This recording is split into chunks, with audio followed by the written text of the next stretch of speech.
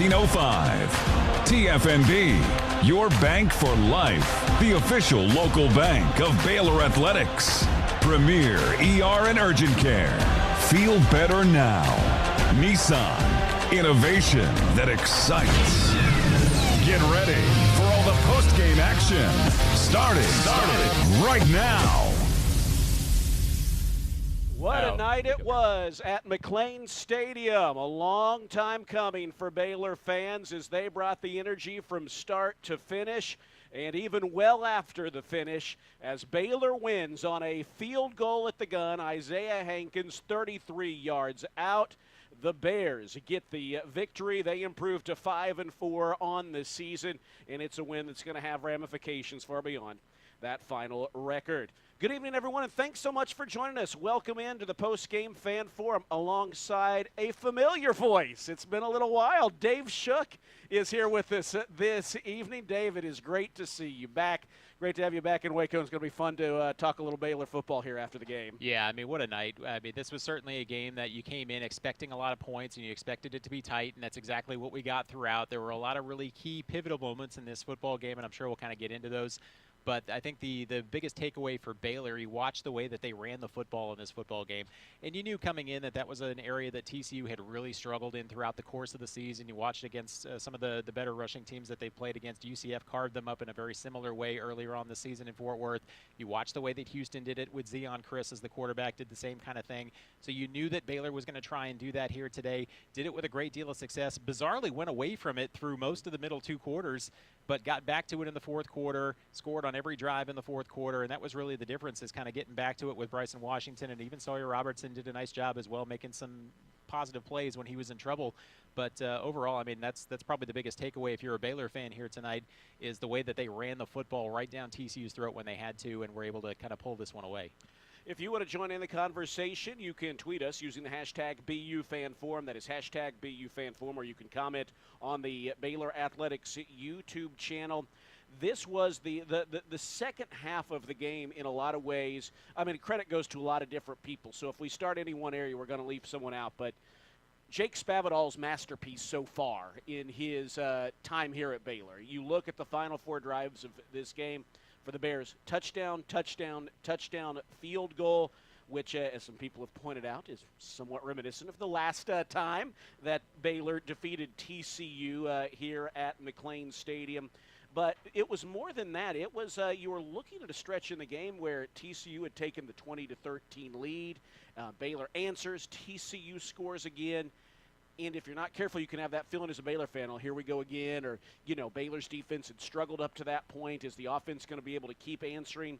Well, the offense was, and really more than keep on answering. They dictated things. You look at those final four drives for the Bears. 9-play, 75-yard touchdown drive at the end of the third quarter. 5-play, 75-yard touchdown drive. Then a 13-play, 81-yard touchdown drive. And then the game-winning the drive that led to the game-winning field goal. Baylor running 11 plays in a minute and 55 seconds, including a 4th and 9 from the TCU 44 with 12 seconds to go. That is you're a genius, or perhaps it blows up in your face. If you don't make that, or if you get sacked, all of a sudden TCU may need only one long play to get into field goal range. They have a good kicking game. If Baylor doesn't make that, and TCU finds a way to, maybe they find someone down the seam in the middle of the field, call a timeout. It's a very different kind of ball game. But Baylor had the confidence to make that play call, and that's why you're bringing a guy like Michael Trigg. And let's contrast that with a decision that was made earlier in the ball game, where if you look at the drive chart again, there's a lot of green on that drive chart right now. You know, the one place where there's not a piece of green there, that TCU drive where Sonny Dykes and the offense elected to punt from the Baylor 46-yard line on a 4th and 2.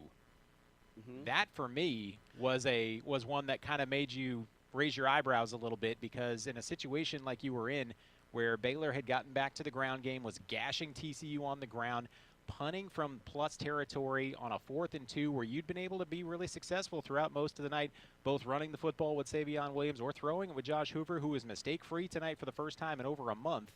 this was that was kind of a pivotal moment for me. And then you contrast that with the call by Jake Spavital on the offense for Baylor on 4th and 9, rather than punting the football, rather than trying to kick what would have been a 62-yarder, give or take, to win the game in that situation, electing to throw that ball in a great route by Trigg right up the middle on the seam route right there. That was really, again, kind of the dichotomy I thought that maybe changed the game a little bit, was the decision making on 4th down in those two situations. And again, I think if you're TCU, it's 4th and 2. You're probably expecting a better punt than they got. It was a 27-yard punt. Right. At that point, I'm thinking, Baylor's going to have to go 90 yards with kind of an average punt. The punt was not average, and that was of course, the way Baylor was moving the ball in the second half, maybe that wouldn't have mattered. And maybe that was the recognition that that Jake Spavital had, and that perhaps TCU didn't, because, again, to your point, I mentioned Baylor scored in 3 of their last in their last 4 drives. TCU had actually scored either a touchdown or a field goal in 5 of their last 6 drives. Right. So it was very much a hold on to the football kind of second half. Especially with no turnovers on the board for either side. Again, that was a big talking point coming in for TCU this week, is the being a -11 in the turnover category, which is unheard of for a team that has a winning record on the season, and especially with so many of those coming in the last 4 games or so. So the fact that TCU played a clean football game today, did not turn it over, was a big positive for them. But the lack of, I guess, confidence, maybe, I don't want to say maybe not confidence, but the decision-making to punt on that one drive was really interesting, given the fact that Baylor had controlled the game for the most part on the ground. So it was really surprising to see them kick that away. And then, just a few moments ago, while we were on the other side of this, the other side of the broadcast here on the TCU side, hearing from head coach Sonny Dykes, said, yeah, I mean, in retrospect, obviously we go for that. But that, again, for me, was kind of the real turning point in this one. Baylor gets the win, 37-34. Isaiah Hankins kicks the field goal with no time left from 33 yards out. And Derek, how about Isaiah Hankins, by the way? Listen, back when you and I were doing this on a regular basis and I wasn't wearing purple, the Isaiah Hankins has been a guy that has had, let's say, some critics in this building over the years. He lost his job earlier this year. Right, and it wasn't the first time he'd lost his job on this program. And to see him go out there, especially with the wind, even kicking into the closed end of the stadium, but the wind was whipping around pretty good out there. I mean, even looking out at the field right now, you can see the flags to the closed end still whipping around out there. That was a huge kick. And to do that after having missed an extra point earlier in the game, what a moment for Hankins. It was. It absolutely was. And again, I mean, he lost his job this year at one point. Connor Hawkins took over, and now Isaiah Hankins is back and made the clutch kicks here this evening. And and you also look, you think about, there's always context. Both teams came in on a up note. TCU's won their last 2, had won 3 of their last 4. The Bears had won 2 in a row after playing some close ball games in the early part of this season. And I think you'd seen a fan base here at Baylor that was, I don't know if, scarred is a little dramatic because you kind of go up and down. But the fan base had felt a little scarred after the last couple of years. I think some of the close losses almost broke some people. But the fans brought the energy tonight. And this is and also you look, if the fans were worried about recent history, Baylor has not won in this rivalry since 2019. And this is the first win at home for Baylor since the Chris Callahan game, the 61-58 in 2014. But the fans brought tremendous energy this evening, and I know that there's probably some people out there, when they saw the field stormed, you're going to say, well, TCU's a 5-3 ball club. It's your rival. Don't give them the satisfaction. But I think what you saw as a Baylor fan base that was a 2-liter bottle that's been shook up for the last couple years and has wanted something to celebrate, and finally tonight gave it to them. So I can't hate that. I think I would have almost likened it more to Andy Dufresne in the Shawshank Redemption when he crawls out of the sewer pipe, and just puts his arms out. Just climbed through 500 yards of 5. Yeah, exactly. I mean, that's kind of what this was an opportunity for Baylor to exercise some demons here tonight. Like you mentioned, this has not been a rivalry that has been real friendly to the Bears in the last decade, really since the Chris Callahan game and the 61-58, one of the best college football games you'll ever see. But since then, I mean, this has been a rivalry that TCU has owned. And even in the 2019 game, I mean, it took 3 overtimes and a 50-some-odd yard field goal from John Mayer just to get that game into overtime. And so, I mean, this is a rivalry that TCU has owned, and I think for TCU fans, this was a rough one to swallow because again, it felt like you had this game, especially in the third quarter where you're up, up 20-13 at that point, and you've got control of the football, and it seems like this is a game that you're on the verge of kind of blowing open, but then Baylor gets back to running the football, and then the game totally turns at that point, and then it seems like TCU wilts a little bit down the stretch, and ultimately Baylor finds a way to win this one. Let's look at a few numbers in this game. A high-octane offense is in, it wasn't 61-58, but in a lot of ways it had some of that similar feel of some of those classic battles between these two teams. This was not a 29-23 triple overtime game like the Baylor won in Fort Worth. That was what, 9-6 or something like yes. that, going into overtime. Yeah, you're right. Yeah. It was that was Mayer's field goal tied right. at 9 apiece. In this game, both teams were over 400 yards. And in fact, Baylor was one away from 500. Baylor finished with 499 yards. TCU with 444. The Big 12's top passing offense was great again today. They averaged 333. They had 339. Baylor 242.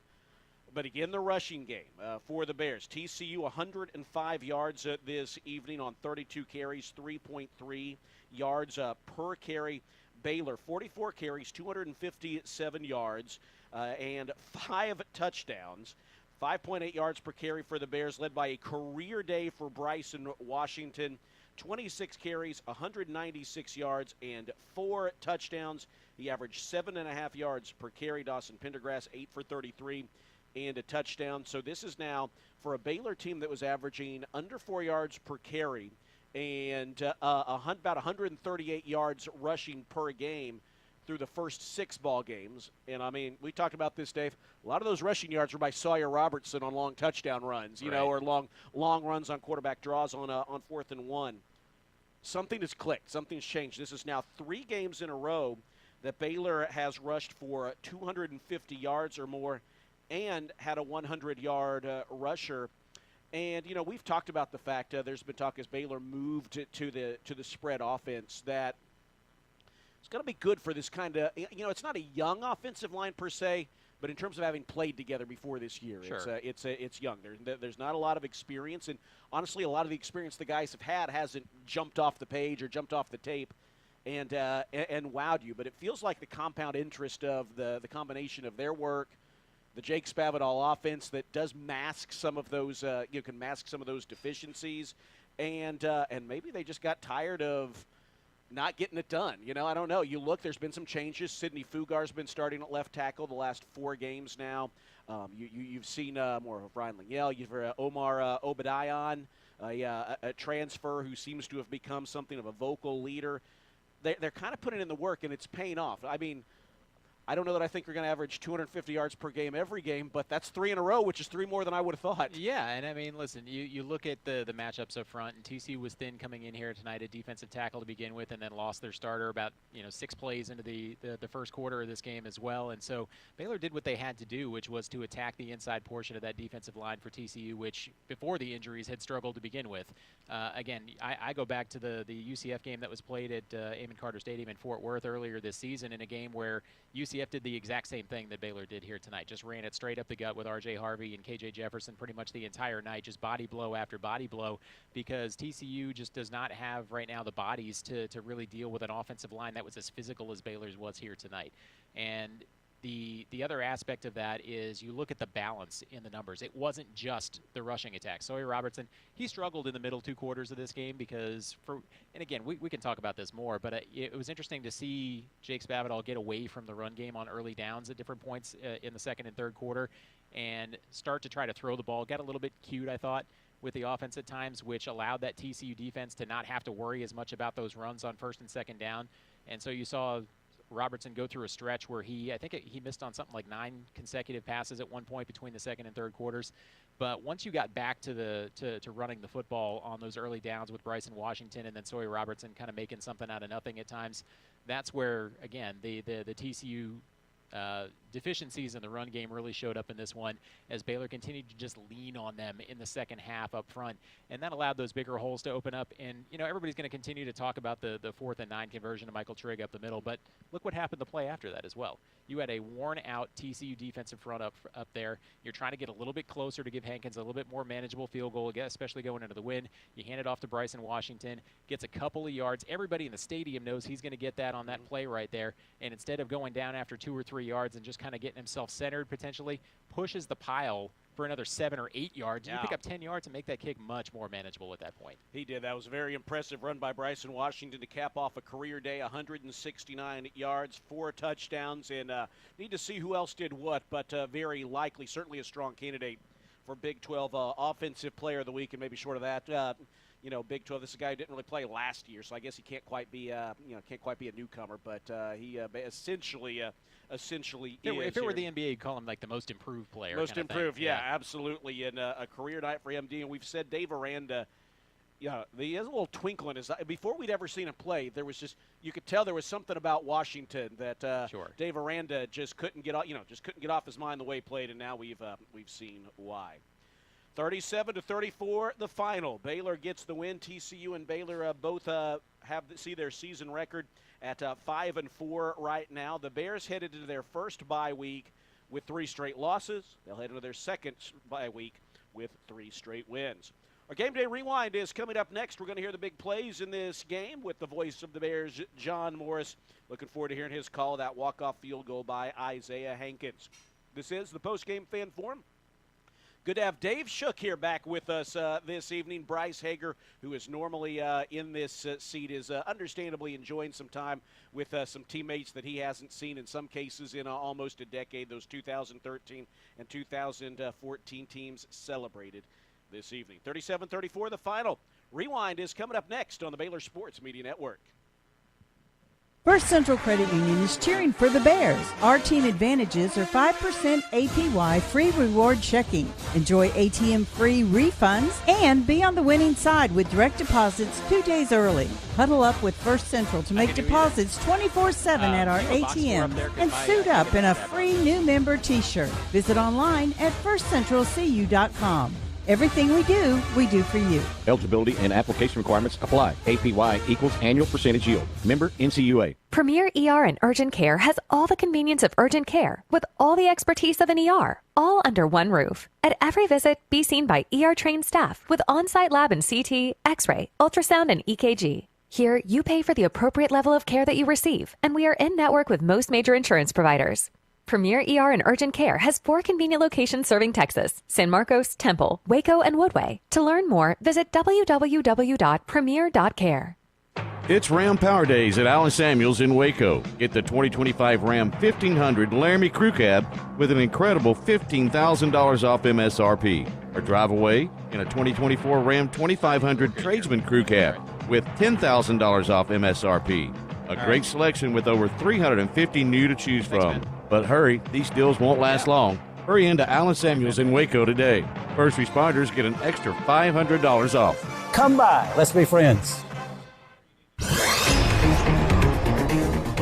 Are you a proud Baylor fan? Do you love prizes? The Baylor Sports app allows fans to track their attendance across athletic events and earn points using Baylor Bold Rewards. Baylor Athletics wants to reward the most loyal fans for cheering on the Bears, so register online today at BaylorBoldRewards.com or download the Baylor Sports app straight to your phone. Prizes this year are better than ever, so start earning your points today.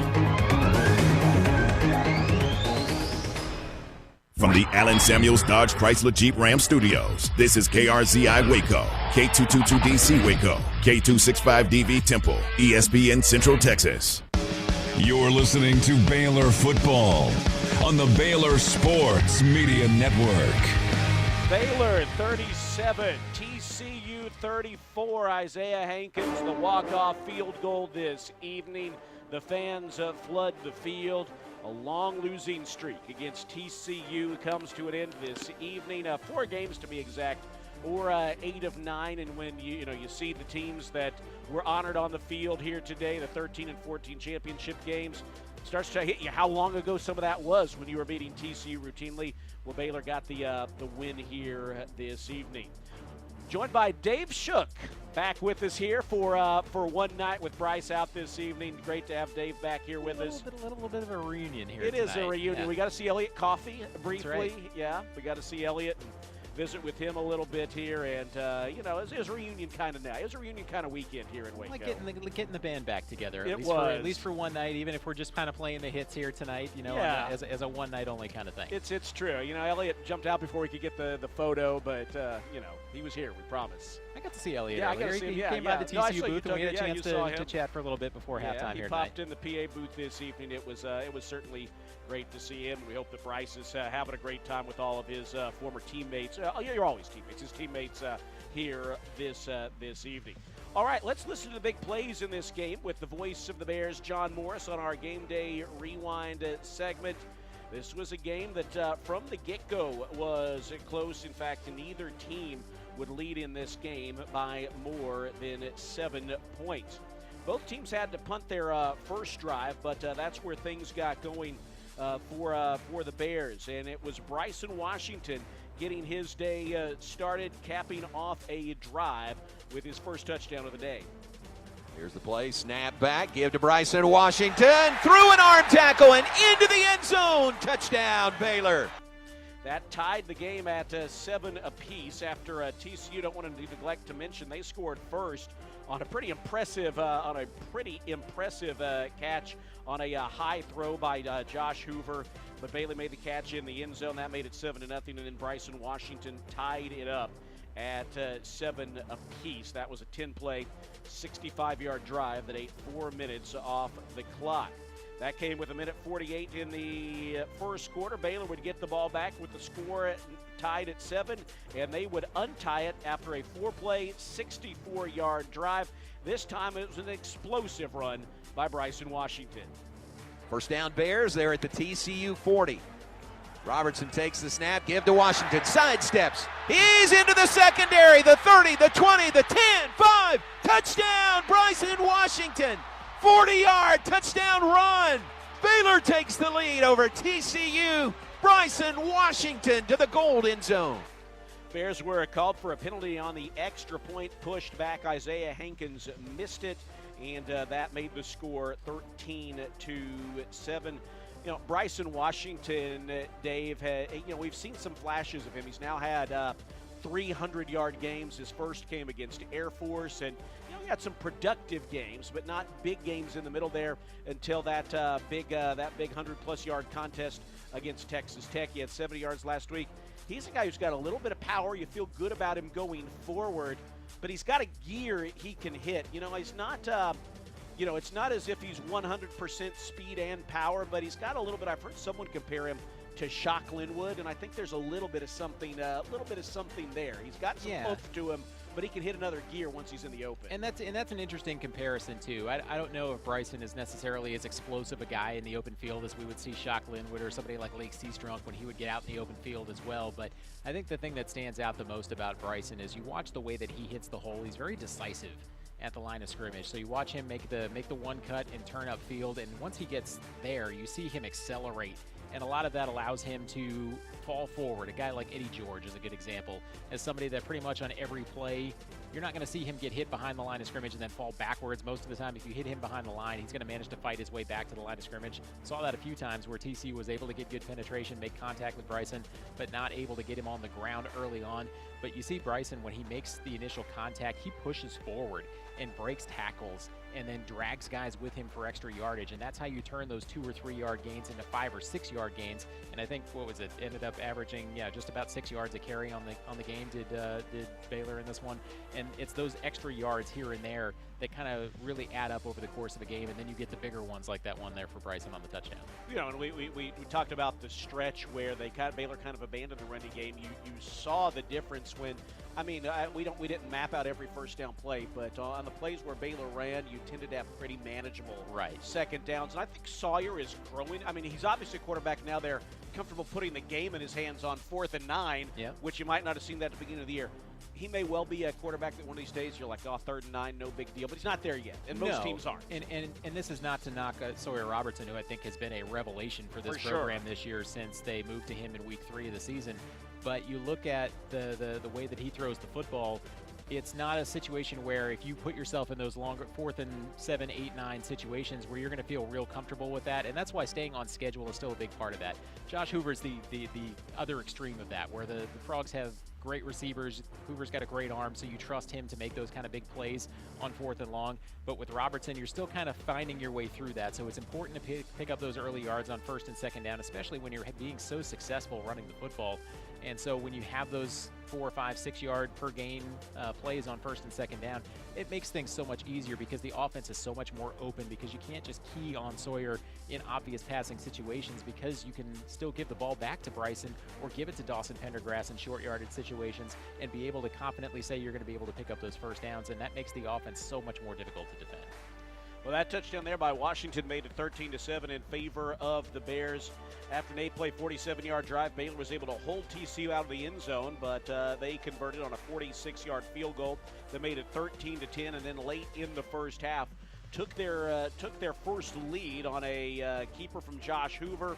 1 yard out, gave the Horned Frogs a 17-13 lead. Baylor had used some timeouts to try to get in field goal position, and I would say they probably got within about 20 yards of field goal, maybe their kind of target line, but ultimately ran out of time and went into the locker room down 17-13.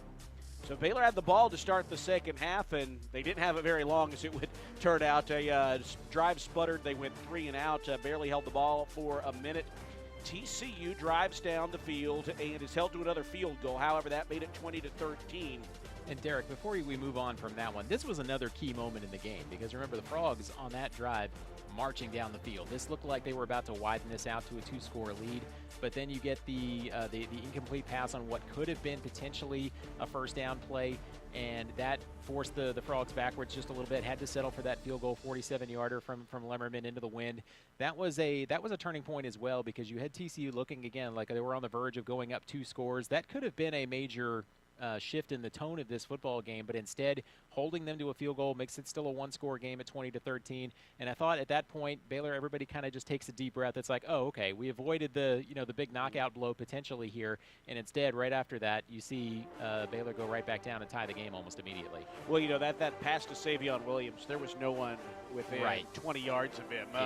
It felt like in any direction, and maybe it was a bit overthrown, but just a bit. Just a tiny bit. But boy, he's still got to catch that. He's still got to catch that, and Baylor was able to dodge that bullet. And honestly, that was indeed that moment you're talking about was a big stretch in the game, as Baylor was able to take advantage there. We also had this stretch in here where there were a lot of penalties. The fans were getting a little surly. What a bizarre stretch that was. Even going back to the end of the first half, where TCU has that catch along the sidelines, and the referees ruled him out of bounds. Clearly was not out of bounds, and so they stopped the clock and then go back to review. I've never seen them review whether he intentionally was able to get out of bounds or not, and then having to come back and say, nope, didn't get out of bounds, so now we're going to run off the last 6 seconds of the clock. Bizarre end of the half, and then again, bizarre coming up after that as well with the, 3 or 4 plays that were stopped in the middle of the play. Well, and you had the one, the one that I think really set everyone over the top was obviously when they called a play that was, when they wiped off a play that was a touchdown by the Bears. A great play call that had Gavin Yates wide open in the end zone for a touchdown.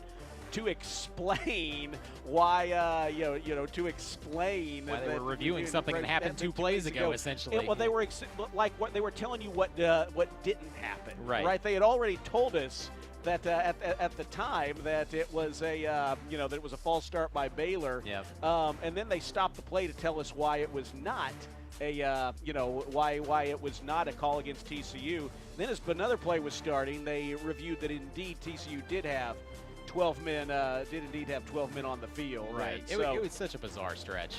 And that gave Baylor the ball at the 1 yard line, and the Bears punched it in, this time Dawson Pendergrass. All right, so Baylor has the ball inside the 1, about a half yard away. It is 2nd down and goal from there. Sawyer Robertson in the shotgun. Dawson Pendergrass off his right shoulder. Snap back. Give to Pendergrass. You're not going to stop him. Into the end zone. Touchdown, Baylor.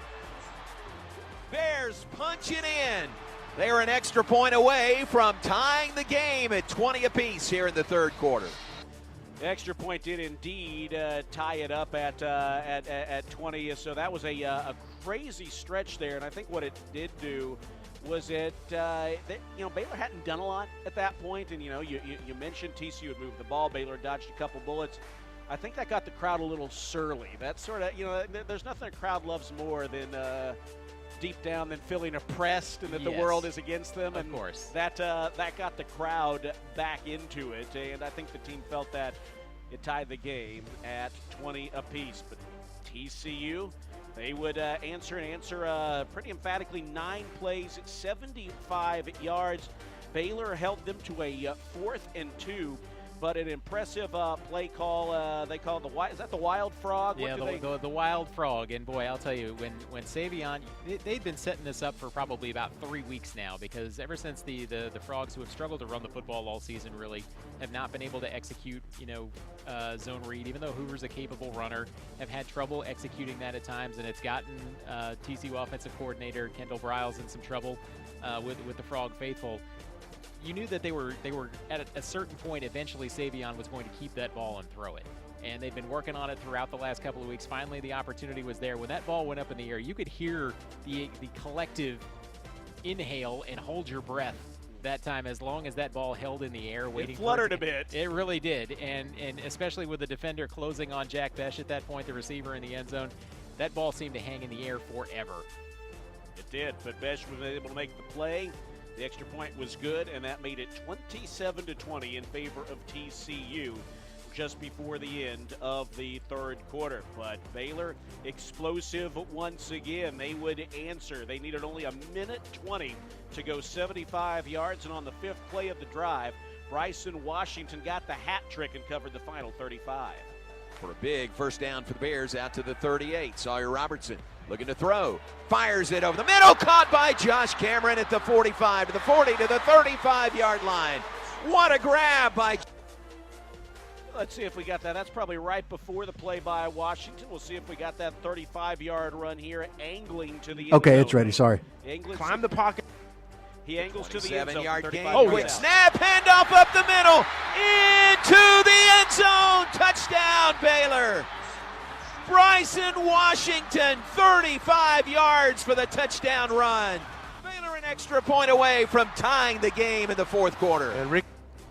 That pulled Baylor to within 1, as John said. That made it 27-20 with the subsequent extra point. And then again, there's that stretch now where both teams are scoring. Yeah. It's a punch, counter punch, but TCU punted on 4th and 2. Yeah, and it was after that touchdown that you kind of got the sense that this was going to be a last team with the ball wins kind of situation, because you could see the level of fatigue starting to creep in for TCU, having to deal with that run game, especially with the way that Bryson Washington was continuing to be such a powerful runner, the lack of depth up front for TCU on the defensive line. And so that was where you kind of got the sense that the Frogs were going to have to match offensively everything that Baylor was doing, and they were going to have to try and probably possess the ball, which is not something they're real comfortable doing, because, I mean, as everybody has seen, this is a team that wants to throw the football and spread things out and throw it all over the yard if they can, which is not necessarily conducive to having long, drawn-out 6+ minute drives that can really drain the clock and limit possessions in the fourth quarter. And so when the Frogs on their ensuing possession here, like you mentioned, get to plus territory on a drive that had taken a little bit of time off the clock, you get to a 4th and 2 situation. I remember thinking, I mean, they got to go for this, because if you give the ball back the way that Baylor's running it right now, you're probably asking for trouble in a tie game. And ultimately, Coach Dykes agreed in our post-game interview with him that, given the way it played out, certainly he would have gone for that if he had a chance to do that over. Yeah, that came with 10 minutes and 22 seconds remaining in the game, so still plenty of time. Yep. But it set up for Baylor what was ended up being a 2-for-1 possession scenario. It gave Baylor control of the game essentially, because you knew that Baylor was going to go back down and score the other end, and so it put TCU on their heels a little bit, put them behind the sticks, and gave Baylor a level of control that TCU was trying to maintain at that point. And so again, that was one of the real key turning points in this game. And again, you know, Coach Dykes is down on the sideline because he makes a whole lot more money than any of us up here in the booth. But, you know, it was an interesting decision given the way that TCU had been able to move the football throughout the game. And, again, the way that Baylor was coming on, especially with the run game. As a side note, Dave, you know, you and I did this show with Elliott for a long time together. Yep. I think these post-game shows across the Big 12 are going to have more plays to dissect like that than ever before, because this is almost across the board a one-score game league. Well, and on top of that, you're also seeing a little bit of a renaissance in the Big 12 that starts to look more like what we used to see from the Big 12 8 to 10 years ago, when you had spread offense teams that were capable of putting 40, 50 points a game on the board for, you know, what was at the time probably 7 out of 10 teams in the league. And so you had a lot of very high-scoring games with very potent offenses. And so it became about, you know, that's where the, you know, never punt mantra came from really in college football, was because of the way things were played in the Big 12 so often. And so punting had to be a very calculated decision, because if you elected to punt the football, especially in plus territory against a team that could so quickly score back the other way, you're asking for trouble. And you're starting to see a little bit more of that, and a lot of that is on the fact that the quarterback play in the Big 12 this season is so much higher than it's been at any point really probably in the last 5 or 6 years. I mean, even some of the weaker teams in the league, you look at like a guy like West Virginia with Garrett Green. I mean, that's a team that's going to struggle to make a bowl game this season, and Garrett Green's one of the better quarterbacks in the league. But when that's the case, that means you have to be more aggressive offensively to offset the fact that the other team also is going to have a solid quarterback and a solid offense. And when you punt the football in that situation, again, you're just asking for trouble, and TCU was looking for trouble and found it essentially. Well, that gave Baylor finally the chance to break serve and take the lead, and they would do just that. And once again, it was Bryson Washington capping off a 13-play, 81-yard drive and giving Baylor the lead from 1 yard out. All right, teams are back out there. Garrison Grimes is the snapper. Palmer Williams the holder. Isaiah Hankins. Well, we'll see if we can get that. That was a 1 yard touchdown plunge from Bryson Washington to give Baylor the lead. That was his 4th touchdown rushing of the game. We know this. It's the most rushing touchdowns in a game since Richard Reese had 3 touchdowns on the ground against Texas State in 2021. The Baylor record for rushing touchdowns in a game is 5. Jonathan Golden against Samford in 2002. Terrence Ganaway against Washington in the Alamo Bowl in 2011. So you're talking about rarefied air in a single game for Bryson Washington. That gave Baylor the lead at 34-27. But TCU would answer rather quickly. They drive down the field 8 plays, 75 yards. And it was Jack Besh hauling in the game-tying touchdown pass, 24 yards out from Josh Hoover. Dave, you've seen their games this year. Besh has been a real, really one of the best receivers in the Big 12 this week. And this was a little bit of a bounce-back game for Besh as well, because he's been banged up the last couple of weeks, and so his production had been down the last 2 or 3 games. So it was good to see him get back out there and make some of those big impact plays in this one, and be able to really impact this team. And when he does that, along with the other cadre of receivers they have, I mean, John Paul Richardson didn't play a big factor in this one, but he's been really good. You look at Savion Williams, obviously, is kind of a Swiss Army knife type of player. He's really talented for this group. And Eric McAllister, of course, had a couple of big plays. And, you know, you had the Jordan Bailey reception that was SportsCenter worthy at the beginning of the game. I mean, this is a really talented receiving core, but when Besh is at his best, this is a receiving core that's among the best in the country.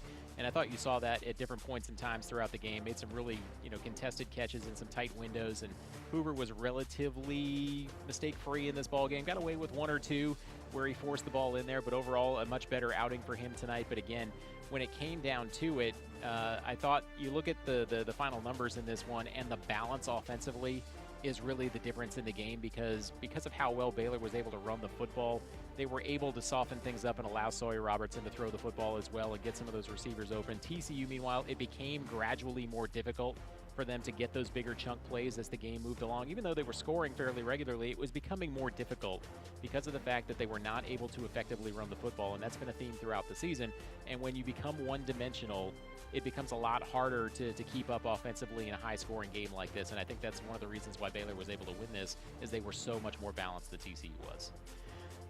TCU would finish with 339 yards through the air, 26 of 35, 3 touchdowns. That is basically their season average. That's basically Baylor held them to an average day, although their average is good. What Baylor did not do was turn them over, which at times thought that might be a difference in the game. If TCU holds on to the football, can Baylor win?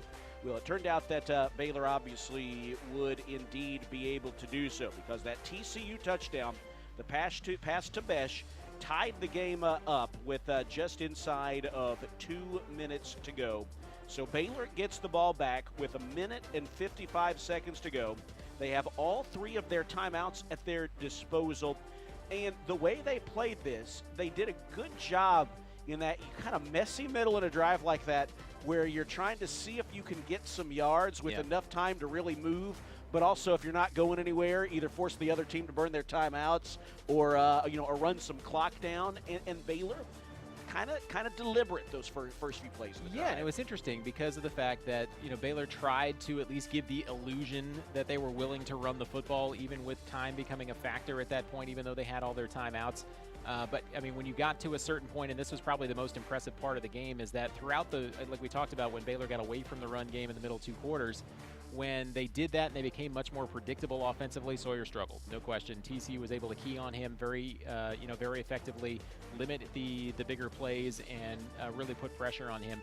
But in that situation, as you got under a minute to play, it was interesting to see Dave Aranda not use his timeouts in that situation and let the clock burn under a minute before they were getting closer to field goal range. But it ended up working out. But it was interesting because they got down that far, and then you put yourself in obvious passing situations, because under a minute left, even with all your timeouts, you can't run the ball anymore.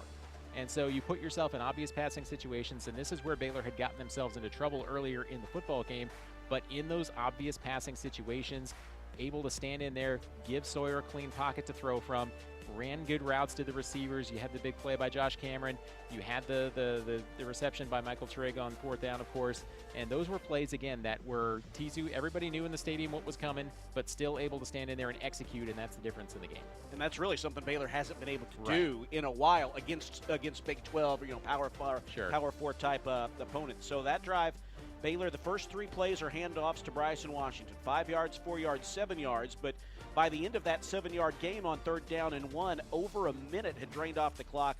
There were 49 seconds left, and that's where things really got interesting. 1st and 10 from the Baylor 41-yard line. Sawyer Robertson can't connect with Ashton Hawkins. But on the next play, a really nice catch along the sideline by Josh Cameron. Out of bounds. That stopped the clock with 30 seconds left. So on 1st down, the next play, Sawyer Robertson tried a deep pass for Hal Presley that was out of bounds along the left sideline. And then the next play to Bryson Washington, just a 1-yard gain on the ground. And then here were the 2 biggest plays. Here were the biggest plays there. Hal Presley, a pass intended for him was broken up. They initially threw the flag there, and that's when all the Baylor fans at that point who were upset about the flags earlier had to be thinking, well, it balances out. They picked it up. And it was interesting because, I mean, there was some contact there. I mean, you could see a little bit of the jersey grab, that maybe impeded the route a little bit. It wasn't substantial. It wasn't substantial, but, I mean, in other situations, I'm sure we've seen flags thrown for less than that at times, and so it was a little surprising to see them pick it up. But obviously, given the way the game had been officiated earlier on in the 3rd quarter, you understood the consternation from the Baylor folk here at McLean Stadium. I think that's obviously one that if the roles are reversed and Baylor was called on that in that situation, uproar. You let him play. Exactly. I think, and that's what they picked it up and let him play, and that set Baylor up in a 4th down and 9 again. You want coaching dilemmas there. 4th and 9 from the TCU 44, 16 seconds left. If you don't get it, or if you get sacked, TCU's maybe one long completion away from having a legit shot at a game-winning field goal themselves.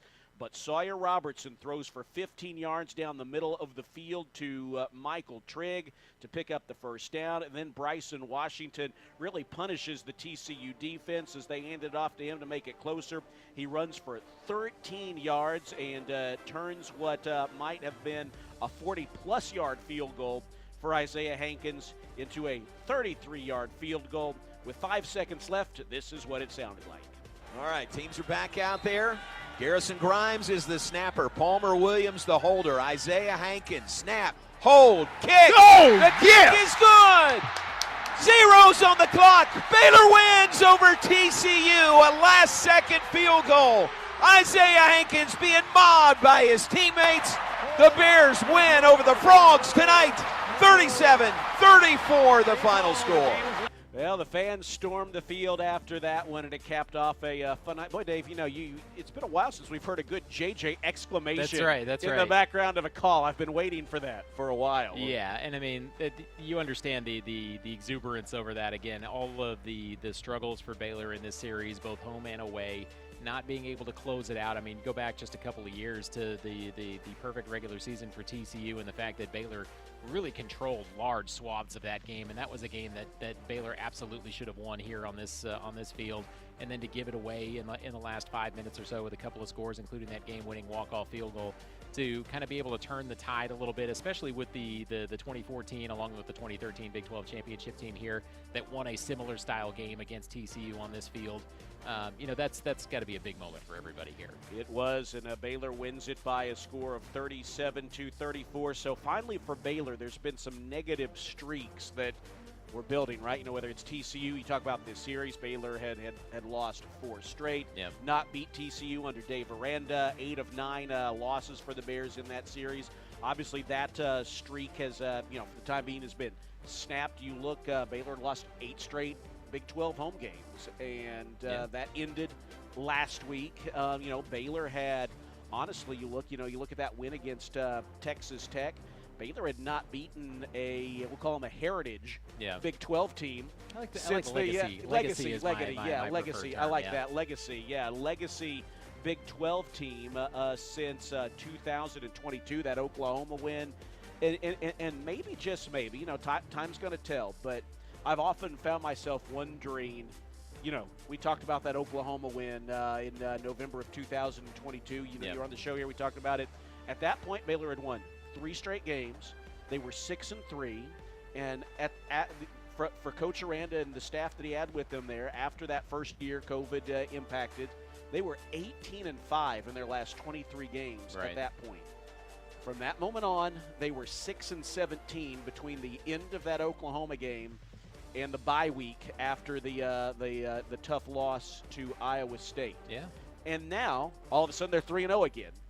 I don't know if that means upward trajectory is here, but at the very least, that had become a very negative streak that they've had. This team and this staff have had the resilience to find some ways to put to bed. Yeah, no kidding. And I mean, probably, this isn't to say Baylor's playing at a national championship level. I don't think anybody would argue that right now. And, and TCU certainly isn't either at the moment. But you look at where they were just a few weeks ago, and you go back to the first half of the BYU game. I mean, you're just getting crushed. It was ugly. Here, it was really ugly, to the point where you're wondering who's going to be here by the time we get to this game here tonight, whether it's on the roster or on the sidelines. And so for Baylor, I think the biggest difference between what we saw in the first half of the game against BYU here at McLean Stadium tonight, it's been a long day. Sure. Is the fact that Baylor is largely playing sound, disciplined, mostly mistake-free football. And that's a big turn from where this program has been for most of the last 2 seasons, where turnovers, penalties, mental errors, things like that. The things that add up to finding ways to lose rather than finding ways to win. So as long as you continue to play sound, fundamental football, don't beat yourself, you're going to find yourself at least in most games. And that was the case here tonight. Played pretty sound. I mean, again, TCU is going to do what TCU does offensively with that receiving core. They're going to put points on the board, but if you don't beat yourself, you're at least going to be there and give yourself an opportunity to make the plays you need to make to win a game. And that's been the case over the last couple of weeks. And I think that's something that's replicable over the course of a long season.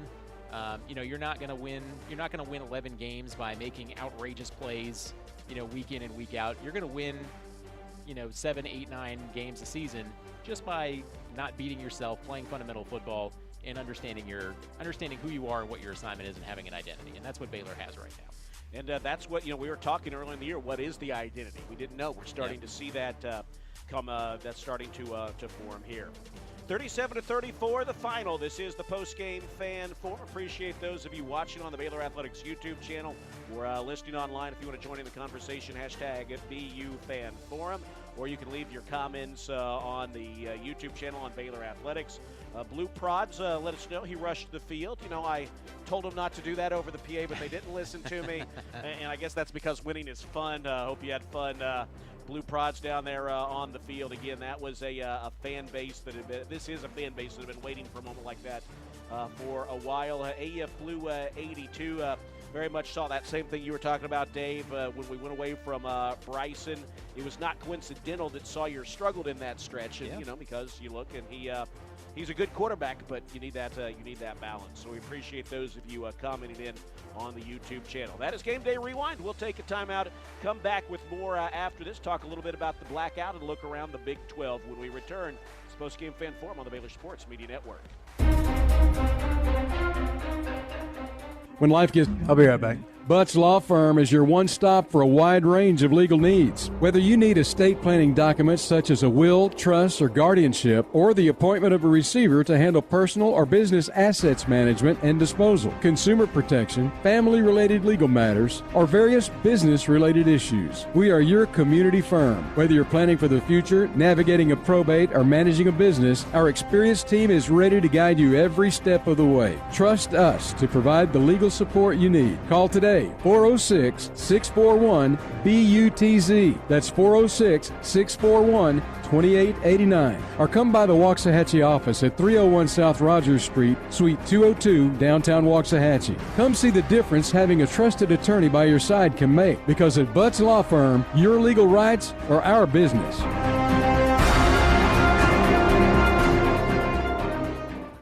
This season, beat the holiday rush and shop Astound.com for bigger deals, bigger savings, and bigger internet.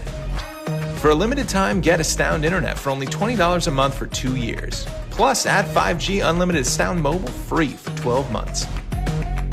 Our award-winning fiber-powered internet can handle it all. Faster streaming, better gaming, and secure online shopping. Lock in bigger savings than ever before at Astound.com. Restrictions apply. See Astound.com for details. At H-E-B, we know that game day is about more than the game itself. The taste of victory is unparalleled, but so is the taste of H-E-B jalapeno poppers hot off the grill. Seeing the best players in their prime is truly something to behold. So is an H-E-B Prime 1 burger that you grilled to perfection. For low prices on all the things that make game day great and delicious, visit H-E-B, your official game day headquarters, or use the Buy H-E-B app to start prepping for game day right away.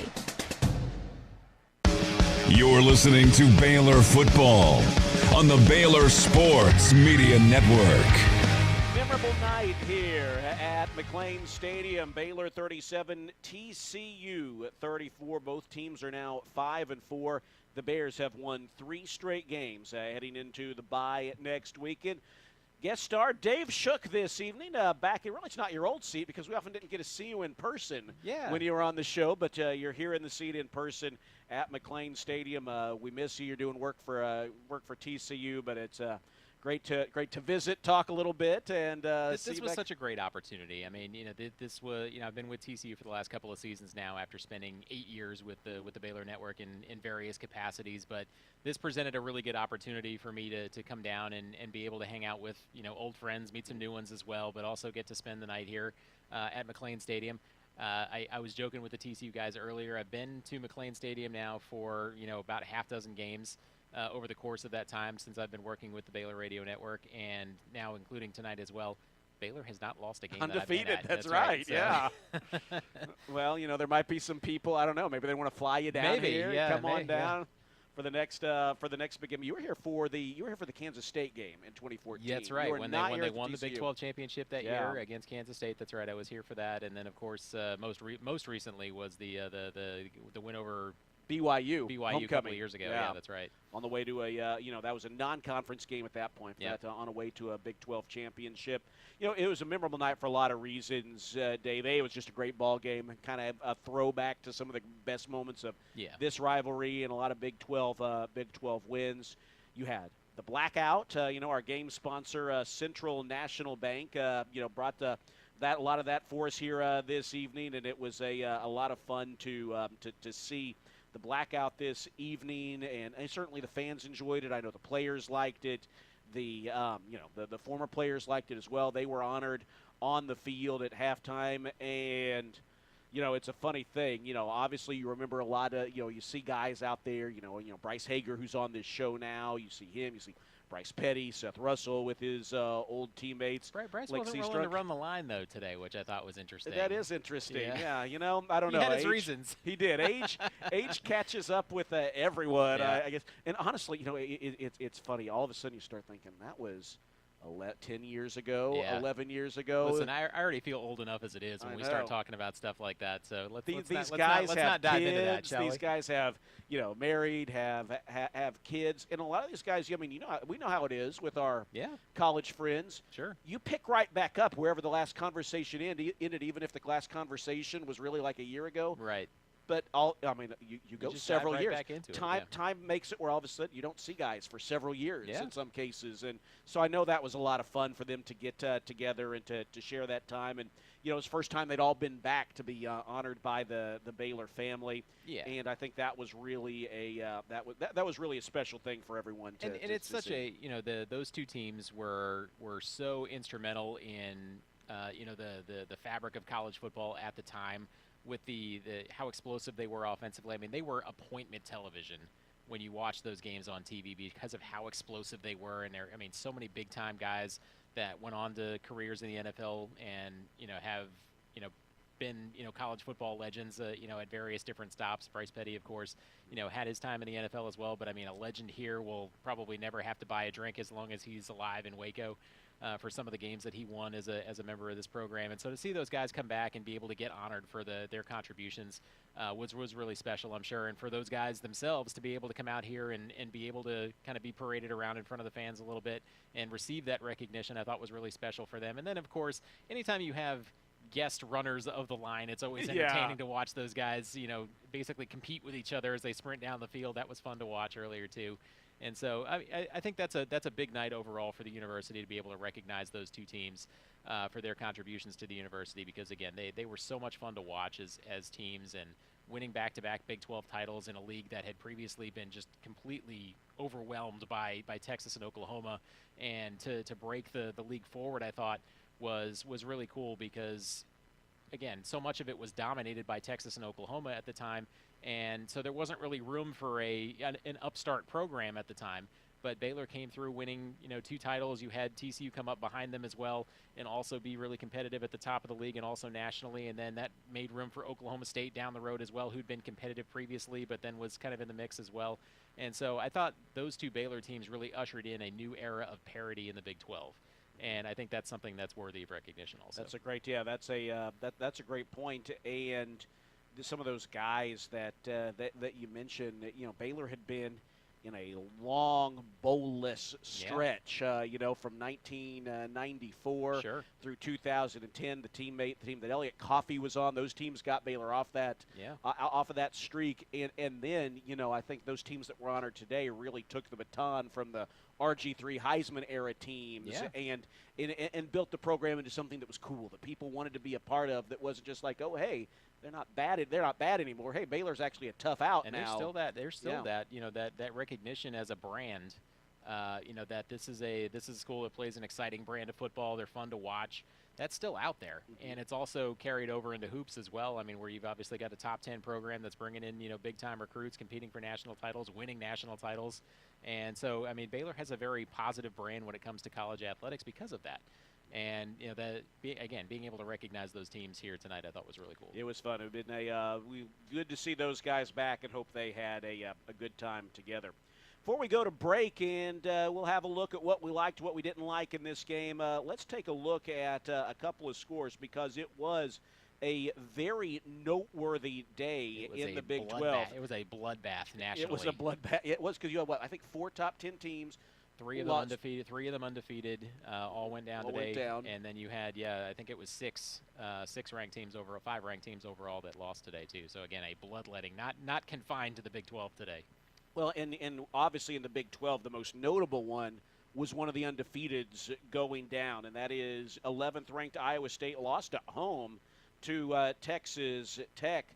23-22. What a weird game. You know, there's Texas Tech fans on a message board, by the way, who are like, "See, we finally kept teams from right. listening to our as soon as the communications are encrypted, all problems are solved. We'd be undefeated. That's right. Yeah, but I mean, credit them. Ames is not an easy place to win, as we all know. They went in there and won. I'll tell you the part about that I worry about is you and me and Elliot, as we text back and forth at the beginning of the year, we're kind of talking, what's the Big 12's number in the playoff? I think I put the over/under at 1.5. Which is really all you could put it at. Yeah. I mean, and it looked like, had things played out the way they did, let's say Iowa State and BYU both make it, because they aren't going to play each other in the regular season. If they both make it to Arlington unbeaten, the loser of that game has a real case. Yeah. To be a college football playoff team. Had they selected the playoff teams today, I think both would have been in. Yeah, I agree. And so for Iowa State losing today, it's unfortunate nationwide, or at least within the Big 12. I think it's probably fortunate nationwide, because you're going to see other schools in other leagues now are going to feel like, hey, that's going to open up a spot, because now realistically Iowa State doesn't have the schedule remaining to be able to, to make a case as a one-loss team probably to make the college football playoff, unfortunately.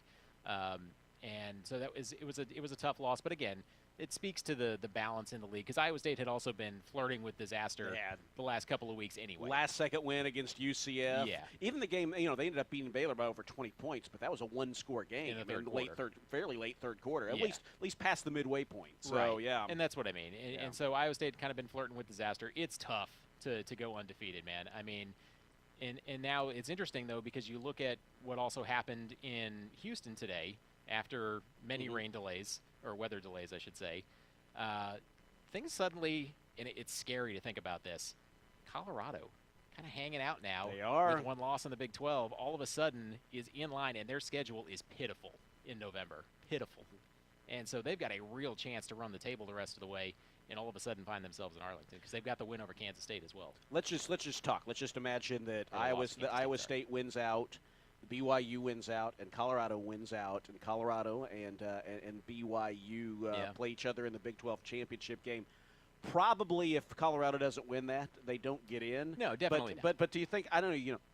They have one thing that other teams don't. They have a little bit of star power, yes, and I don't know if that'll matter. But if there was a way to sneak if a two-loss team found a way to sneak in from a big conference, still probably wouldn't be the Big 12, unfortunately, right now. Yeah. But, I don't know. I'd be interested to see. It's interesting.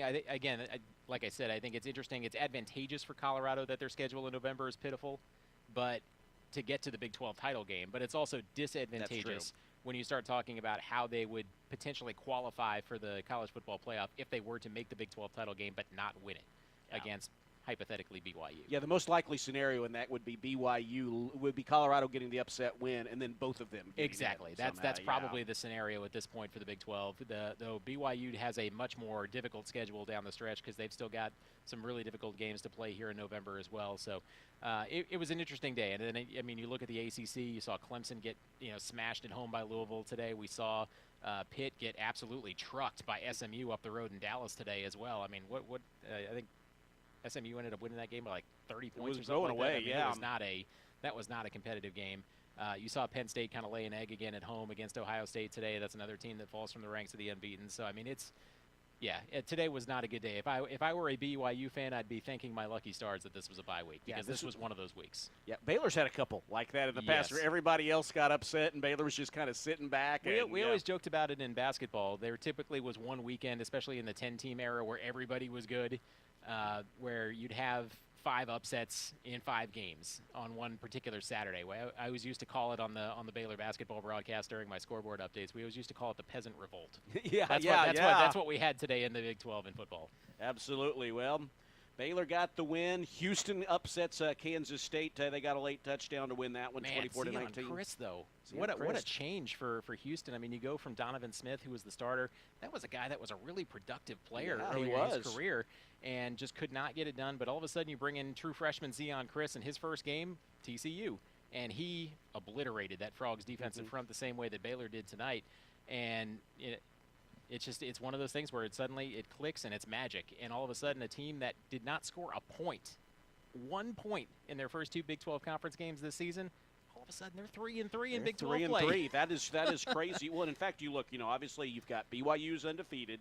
You've got Iowa State and Colorado each with 1 loss, and Kansas State with 2 losses now. All of a sudden, if you're Baylor, you think Baylor doesn't play Kansas State, but if you keep winning and TCU has a hiccup somewhere, you never know. Could you move up a spot, assuming that Baylor keeps on winning and gets bowl eligible? Maybe you could keep moving up on that hierarchy of bowl games. A couple other notes, a couple other games today. Blowouts. Arizona State adds to Oklahoma State's misery, 42-21. Cam Scatterbo, man, he's a dark horse for Big 12 Offensive Player of the Year. He is a really good player. Finished with, I think it was 290 yards of total offense, 3 touchdowns, 2 in the air, 1 on the ground. I mean, he's a really talented player. And Arizona State bowl eligible now in their first year. Was not a team that was expected to do much of anything this year, but in their first year, they've acquitted themselves very well, dominated Oklahoma State and Stillwater today, and now they're bowl eligible. They are, that loss to Cincinnati is going to sting them a little bit. They had to play Cincinnati at 10 o'clock their time, and they didn't play well. And Cincinnati's a solid group as well. That's another team we talked about, the renaissance at quarterback this year. Soulsby's a good guy, good guy back there for them. They haven't had a ton of success in close games, but that's another solid quarterback team, and those are tough to beat.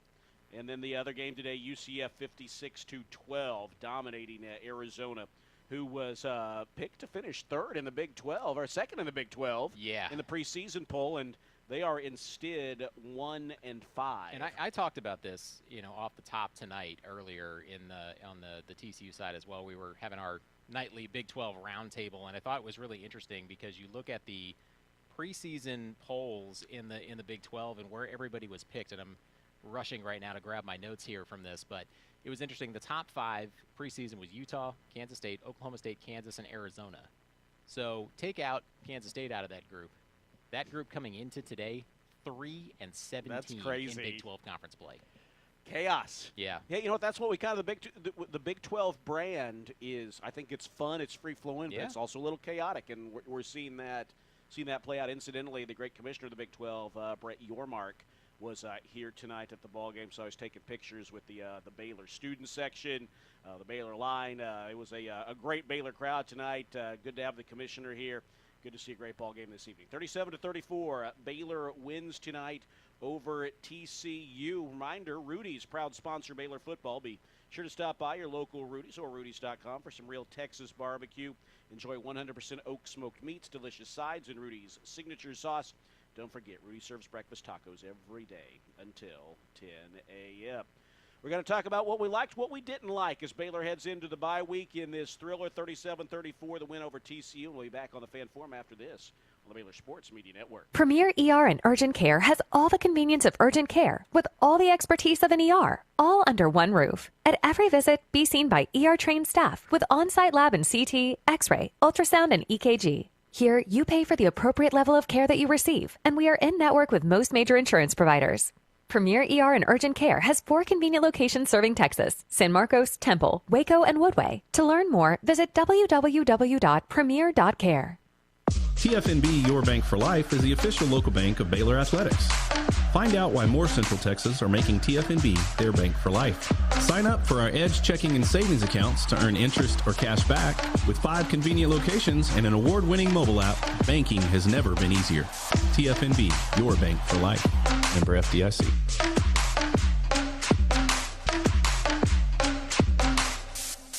Come see why Green Eye Associates is voted best in Waco year after year. Enjoy exceptional service and care from Dr. Leanne Green alongside her dedicated optometrist and staff. Receive trustworthy insights on your eye health. Enjoy the impressive variety of contacts and eyewear and work with the most experienced optical team in Waco. Don't miss the new state-of-the-art dry eye therapies that rejuvenate the eyes and face with safe, non-invasive treatments to restore comfort and quality of life. Green Eye Associates, official optometrist of Baylor Athletics.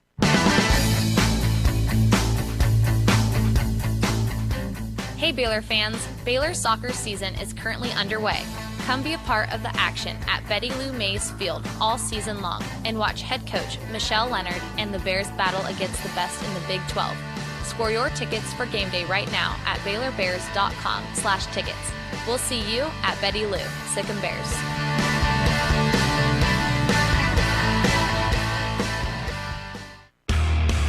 You're listening to Baylor Football. Baylor Football on the Baylor Sports Media Network. Baylor 37, TCU 34. Isaiah Hankins, a 33-yard field goal at the gun, gives Baylor the win. Reminder, Baylor Coaches Show presented by Central National Bank is live at Rudy's. It is back here this fall. You can join the voice of the Bears, John Morrison, a lineup of Baylor coaches live at Rudy's every Wednesday night from 6:30 to 7:30 p.m. this coming Wednesday night. You can hear head men's basketball coach Scott Drew and head softball coach Glenn Moore. So that's a great duo the Wednesday night, at Rudy's. They'll give you the inside scoop on all of their Baylor athletic programs this season. You can tweet your thoughts. If you have questions, Dave, you should do this. You should tweet at Voice of Bears and send a question for Coach Moore or Coach Drew. So that's I should. That's my hope for you. Yeah. This week. Just send in a question. Let's see if we can get it on the air. Yeah, I was talking to JMO earlier before the broadcast tonight. He was telling me, man, he's got an early flight tomorrow heading up to Spokane for that for the opener for the men's basketball team against Gonzaga on Monday night. That's right. That's going to be a big 10:30 tip off. It's going to be after Monday Night Football. That's right. On ESPN, and then the women have an exhibition tomorrow at 2, and then open up the season on Thursday. So it's a fun time around here for sure. Let's reset a few numbers in this one as we talk into Dave. This is the segment formerly known as Coffee is for Closers, and maybe if Elliot had joined us, we'd we'll have it in his honor here. We'll have it in his honor. Yeah, we'll mention that here. But a few numbers in this one.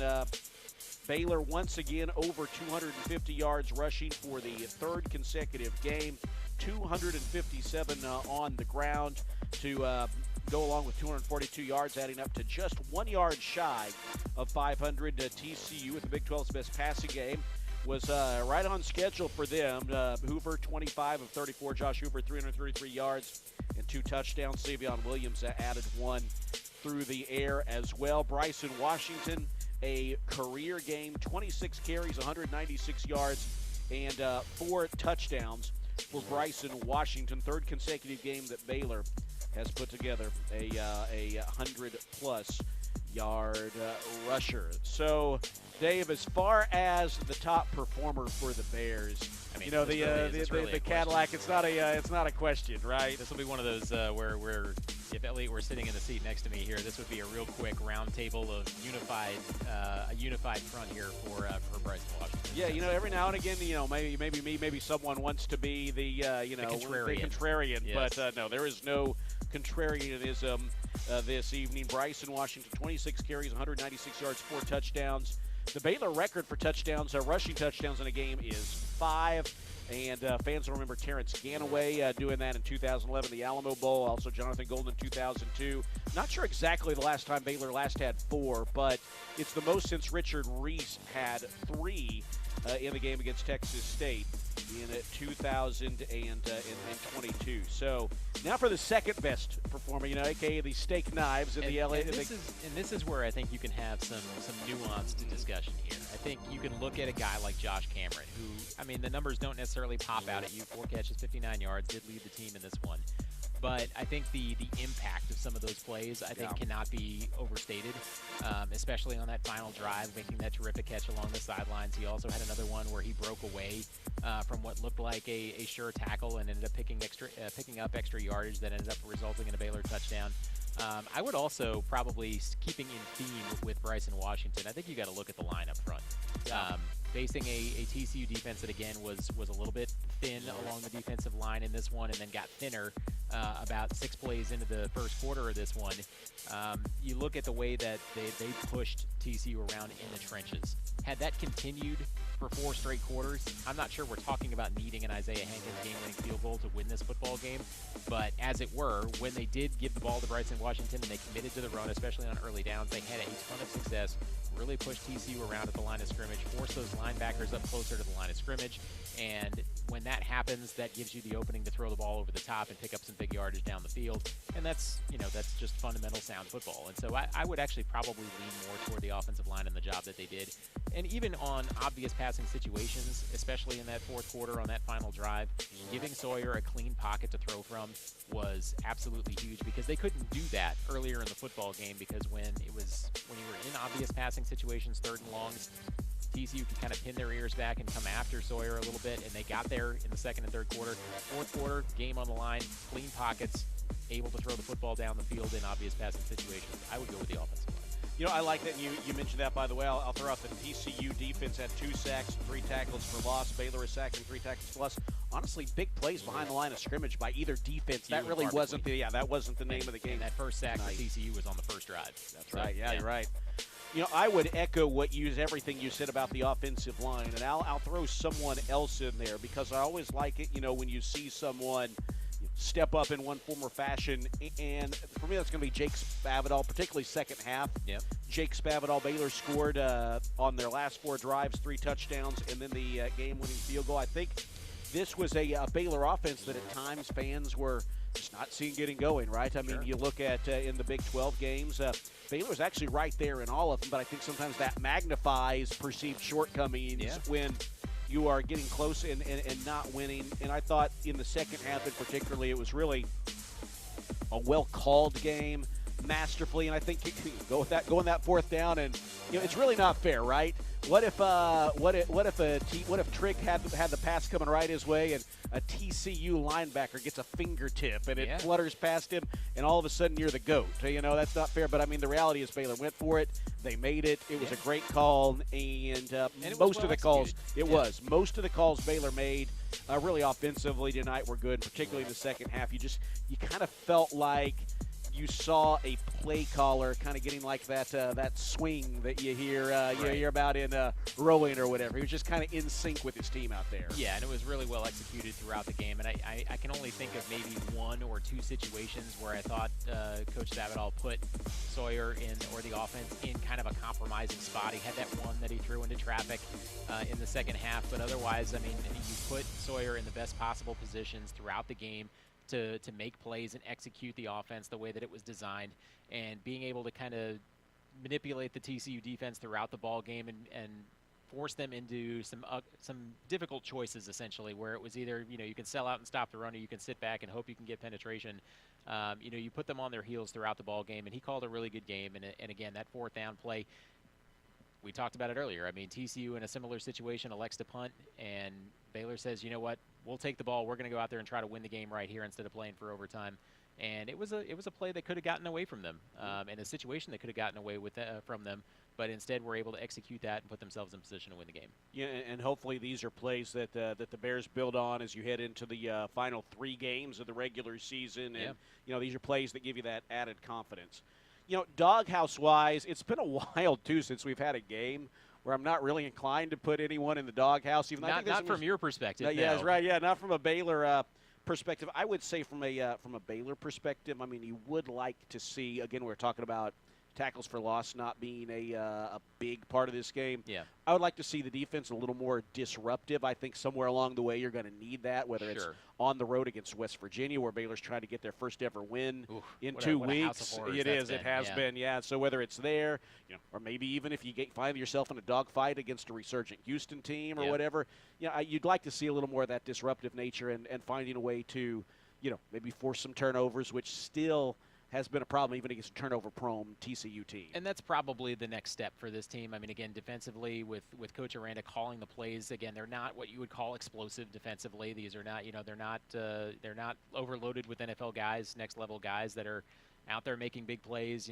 pulling up, sacks every couple of plays or getting a lot of pressure.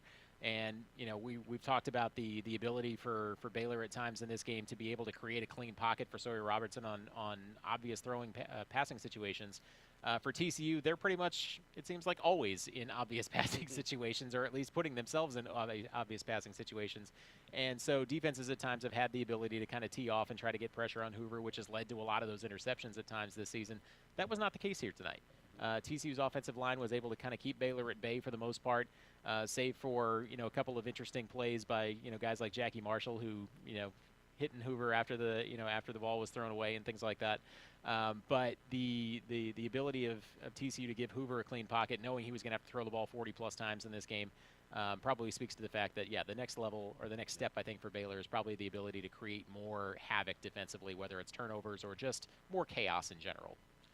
Well, that is our little, bringing back a little of the Elliott Coffey era. And Dave Shook era coffee is for closer style here, and we appreciate that. Hey, I want to mention Peter Pope commented in, Dave, said it's good to hear your voice again. Peter Peter was probably the most devastated when it came to me moving on from Baylor and working with TCU. So I'm excited to hear from Peter also. Peter and I still interact occasionally on social media, so it's nice to hear Peter not giving me a hard time about my TCU gear here tonight. So in fact, I've seen that. You still get a little interaction with the Baylor I do, family. sure, absolutely. Again, it's hard to get away from that after you've been involved in it with for so long, and so I always still enjoy being able to interact with those guys. Absolutely. Well, the final tonight in this one, 37-34. This is the Postgame Fan Forum. The Bears will carry a 3-game winning streak into the bye, and we'll come back to wrap things up after this.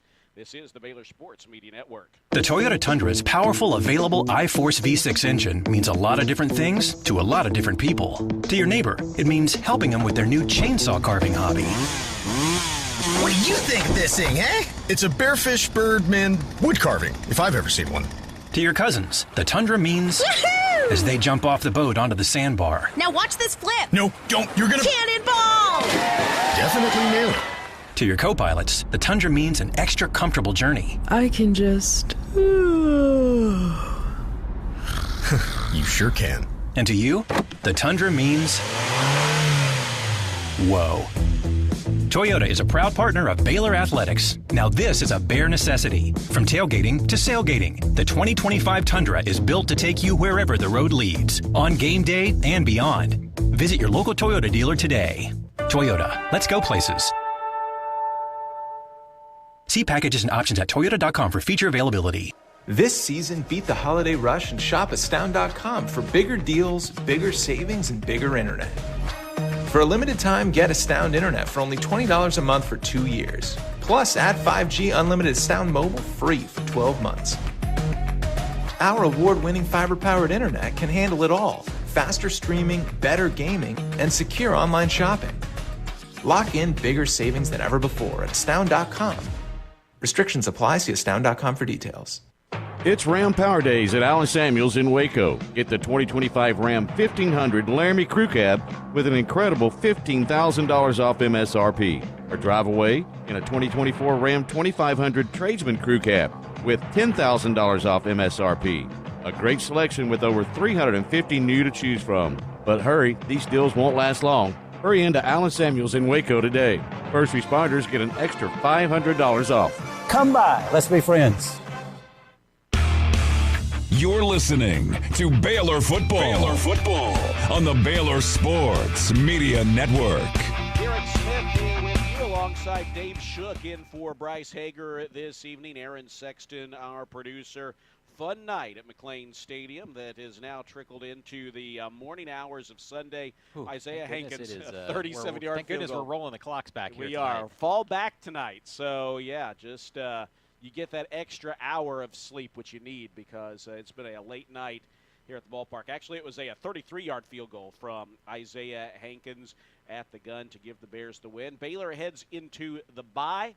Much better spot than they did the last one. Baylor lost 3 straight heading into the October bye week. Well, now they have won 3 straight since then, heading into the next one. Hopefully it doesn't derail the momentum if that's such a thing. The reality is we know where Baylor's going once the bye week is over. That is West Virginia, where the Bears have never won. So that's the next. We mentioned Baylor's knocked off a couple of streaks, right? The losing streak against TCU last week, the home Big 12 losing streak. Well, now Baylor will try to knock off the Mountaineer team, who is a solid ball club and very, obviously that until you win there, you got to assume that you're going to be in a dogfight every time you go there, and I think that's what you'd assume anyway. Yeah, right and now. I mean, listen, West Virginia, does not have a glittery record. This is not a team that's going to win 9 games like it did a season ago, but this is still a team that's got some dangerous guys on that roster. I mean, Garrett Green started slow at the beginning of the season, looked like he was a guy that might be heading for the bench after the first couple of weeks, but since then has begun to pick it up a little bit. West Virginia's become a little bit more potent offensively.